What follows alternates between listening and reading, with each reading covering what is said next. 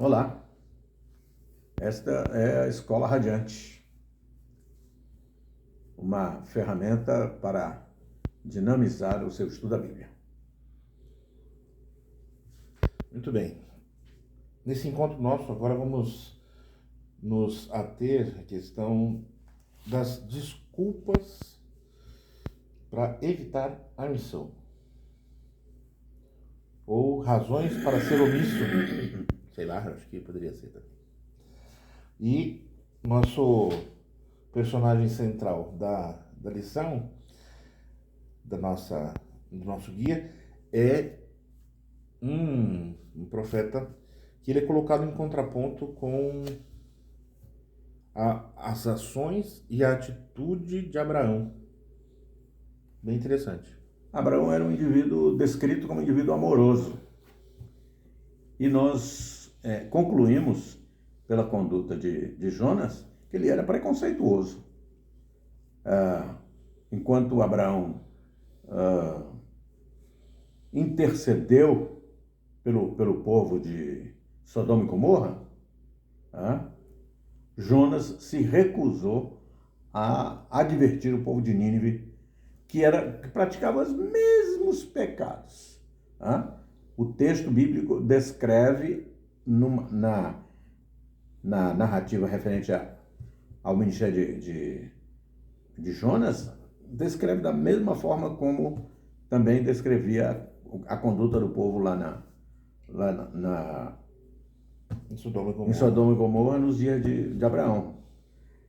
E aí um toma uma atitude e o outro outra. Então Jonas se recusa a anunciar. Quer dizer, a esperança desse povo era ser advertido. Sem advertência, eles ficariam sem esperança. Ok. E aí a gente vê uma atitude bem complicadinha ali de Jonas, né? Porque ele tinha todas as razões para acreditar naquilo que Deus tinha colocado como mensagem para Nínive, porque ele conhecia Deus, e ele realmente falou assim, bateu o pé e falou assim, eu não vou. Desobedeceu e ao invés de ir pelo caminho que ele devia seguir, ele foi justamente para o contrário, na direção contrária. Agora veja aqui. Ele conhecia Deus, mas quanto? Parece que havia alguma coisa que ele não dominava. E ficou patente isso aí quando ele, a despeito de afirmar, na ocasião da tempestade, que adorava ao Deus Criador do céu e da terra, ele achava que o Deus dele era um Deus nacional, territorial, não tinha a amplitude do governo que lhe é realmente peculiar. Ele achou então que ele ia sumir dos olhos de Deus, né? Olha só. Sabe que ele esqueceu daquele salmo lá? Para onde eu fugirei da tua face? Ou não existia aquele... Não sei, né? Eu não lembro agora a cronologia, mas será que já existia aquele salmo? Talvez sim, talvez não. O salmo eu acho que já tinha sido pronto, composto, né? Mas ele não tinha lido, não. Bom, o fato é o seguinte, que ele disse não, bateu o pé e foi embora para outro lado. Achou que estaria livre, desculpado por não estar na cidade. Não estou na cidade, como é que eu vou falar pro povo? Certo? Errado. Haviam algumas características da cidade que poderiam desencorajar Jonas de cumprir a missão. E até amedrontar ele, né? Porque eram cidades caracterizadas pelo crime e pela violência. Inclusive pelo tipo de tratamento que era dado para aqueles que eram seus desafetos. Pensando em termos oficiais, inclusive, né? Porque você sabe que o crime e a violência podem ser praticados informalmente. Mas nesse caso aí, eram atitudes formais que caracterizavam a conduta, o tratamento que os adversários, digamos assim, dos ninivitas recebiam, o tratamento que os adversários recebiam. E eram formas cruéis não é nem tratamento isso aí, Tortura, né? de tortura. Tortura. Uma coisa bárbara, né? Barbaridades mesmo. Bom, havia talvez essas razões ou justificativas, né? Para ele não ir, esse medo, essa insegurança, mas também haviam na sua mente provavelmente algumas ideias que estavam erradas, a mente de Jonas. Como, por exemplo, ele talvez tinha a sua preocupação de se manter incontaminado, né? Preocupar-se com a sua salvação e esquecer dos outros. E isso pode ser um problema nosso também.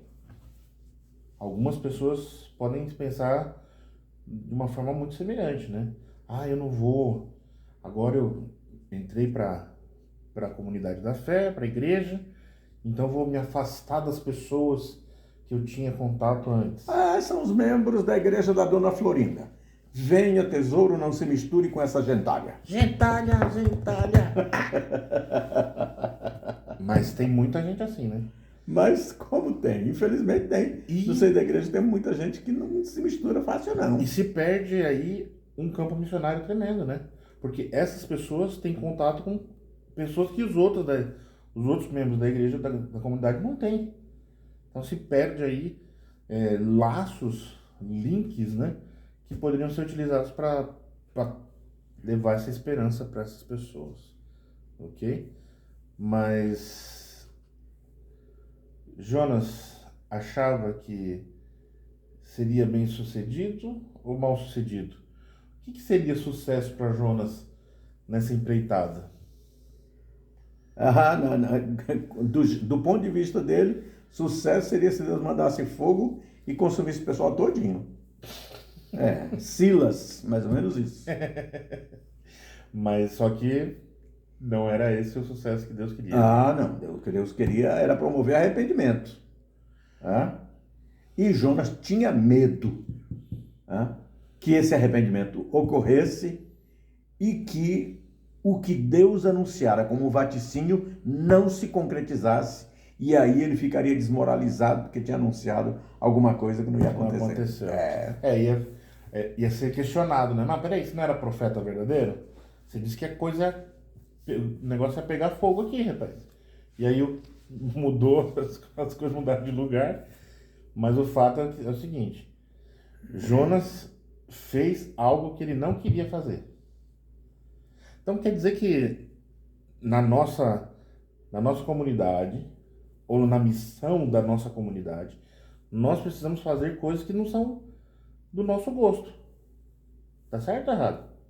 Tá certo. Existem algumas rotinas, algumas coisas que precisam ser feitas precisam ser feitas a contragosto da gente. Então a gente não vai fazer somente aquilo que a gente gosta, mas aquilo que a gente precisa fazer. Tá errado? Não tá errado. Mas não tô certo também. Porque tem gente que não é atraente. Nós somos preconceituosos. E é isso. É verdade. Nós pegamos, nós seccionamos a sociedade em torno de nós e dividimos. E essas divisões estabelecem categorias de pessoas: os amáveis, os não amáveis, os odiáveis, objetáveis, por aí. Você faz a dieta vegetariana. Você não faz. Tem alguns que dizem que quem não faz não vai pro céu. Você guarda o sétimo dia, você não guarda, já está excluído, é isso?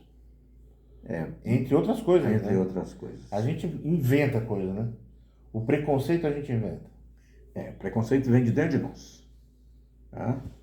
Infelizmente. Muito bem. E quando Jonas fez aquilo que ele não queria fazer, quem foi glorificado? Deus, é claro, a glória só pertence a Ele. E os efeitos dos nossos atos só se registram a partir da participação, da intervenção divina. Se Deus não intervém, não acontece nada. Uhum. Olha, não é fácil, né? Porque quando a gente tá. Quando você trabalha, quando você faz alguma coisa, você espera um feedback positivo, espera uma resposta positiva. Ou pelo menos assim, um elogio sincero. Não precisa ser bajulação, acho que bajulação é só para quem manda, né? Só para quem é dono. Mas se espera um elogio sincero, olha, que legal que você fez isso aqui, parabéns. Mas no caso aqui, não tem isso, Não havia espaço para essa expectativa, não. né? Então, e a gente também não pode esperar isso, pode? Não, nem deve. Se a gente esperar, a gente vai se frustrar ou não? Provavelmente sim. Então, já sabe. Tá na missão? Faça, cumpra a missão e não espere uma resposta, um contraponto aí positivo daquilo que você fez. Mas haviam algumas coisas que travavam ou travaram o sucesso daquela missão de Jonas. Por exemplo, ele investiu tempo, dinheiro em não fazer aquilo que era a missão. E uma ordem expressa de Deus, não era. Ele não recebeu. Ele não recebeu recado de segunda mão, não. Ah, Não estava. foi direto. Deus falou com ele. Tá? Uma coisa que era peculiar aos deuses dos outros povos é que eles eram cegos, eram mudos. Tá? Mas o Deus de Abraão, que é o mesmo Deus de Jonas, esse Deus vê, ouve e fala. E foi ele quem se dirigiu a Jonas de forma direta. Pois é. E aí Jonas acabou gastando algo que poderia ser utilizado na missão, que foi, bom, primeiro tempo que ele perdeu, né? E também dinheiro. Ele acabou sacrificando ali dinheiro que poderia ter sido utilizado para proclamar a mensagem de esperança na sua rebeldia. Pode acontecer isso com a gente também? Foi uma desobediência infantilesca. Não sei se a palavra é boa, mas é uma coisa de criança. Eu não vou mesmo. Tá? E quando a tempestade se bateu sobre o navio, ele escolheu morrer. Me jogue no mar que tudo vai sossegar. Tá? Eu morro, mas não vou. Mas a determinação divina de levá-lo ao cumprimento da missão era maior do que a rebeldia dele. Tá? E aí Deus prepara um meio de transporte subaquático, inesperado, que vai levá-lo em direção diversa daquela para a qual ele estava viajando, e vai deixá-lo numa praia de Nínive. É uma coisa encantadora. Ok. Bom, o fato é o seguinte: Jonas não gostava, e não é apenas não gostar, mas ele odiava os ninivitas. Você vê, a gente tem problema com a violência aqui no nosso país, mas parece que nós não temos, não conhecemos certas divisões. Agora estamos convivendo com a guerra entre Israel e o pessoal do Hamas, envolvimento de nações nisso aí também, um ódio fora do limite. Né? E eu entendo assim que Israel estava quietinho até, né? Foi atacada e está se defendendo. Não vou dizer que os processos de defesa sejam totalmente legítimos. Não estou questionando isso aqui. Mas o fato é que o ódio instalado no coração do pessoal do Hamas é tão grande que eles odeiam tanto a Israel que o ódio deles por Israel é maior do que o amor que ele tem pelos próprios filhos. E era mais ou menos isso que acontecia com Jonas. Ele tinha ódio no coração. O povo não era muito florzinha que se cheirasse, né? Eram Sim. pessoas ímpias, não tinham nenhum temor a Deus, eram cruéis no trato com as pessoas. Mas Jonas, ele podia ficar tranquilo, porque assim, na verdade ele e nós podemos ficar tranquilos, porque a conversão e o convencimento, eles não estão na nossa mão, certo? É uma operação espiritual, é uma operação divina, não é? Nós somos apenas instrumentos para levar a mensagem. Aí a ação da mensagem na vida, no coração, na mente da pessoa. A transformação é Deus quem opera. É Deus quem opera. É Deus quem opera. Exatamente. Deus queria de Jonas humildade e uma disposição. E é assim ele quer conosco também. Que nós permaneçamos humildes e dispostos a fazer a missão, a cumprir a missão. Levar a esperança para as pessoas ao nosso redor.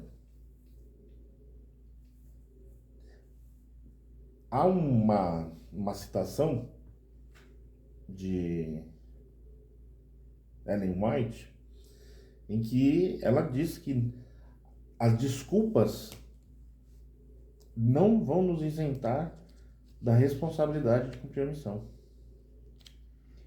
Aqueles que não a levarem a cabo serão declarados servos infiéis. E não há lugar para os infiéis no gozo do Senhor. Isso aqui é de alta relevância. Na parábola em que o Senhor cumprimenta os servos pelo seu desempenho, ele diz: bem está, servo bom e fiel, sobre o pouco foste fiel, sobre o muito te colocarei, entra no gozo do teu Senhor. Não há, portanto, uma expectativa, uma possibilidade de gozo para aquele que se mostrar infiel no cumprimento do seu dever. Ficou já colocado de certa forma, de forma bem tênue, a questão dos investimentos na missão. Eles são necessários e são até mais relevantes do que mesmo perseguir-se a própria salvação.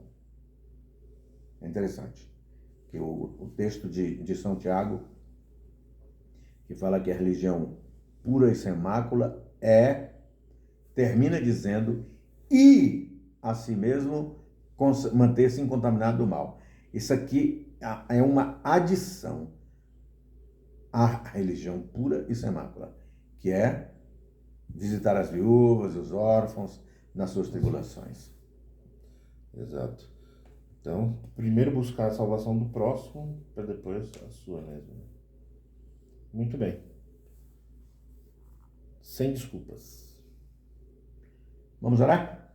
É com o Senhor. Bom Deus e Pai, muito obrigado, porque apesar de nossa rebeldia e insubmissão, o Senhor nos chama para levar a esperança às pessoas ao nosso redor. Pessoas que passam por problemas semelhantes aos nossos, que são alvo de preconceitos, como às vezes nós somos também. Obrigado, Senhor, por insistir em nos inserir na missão.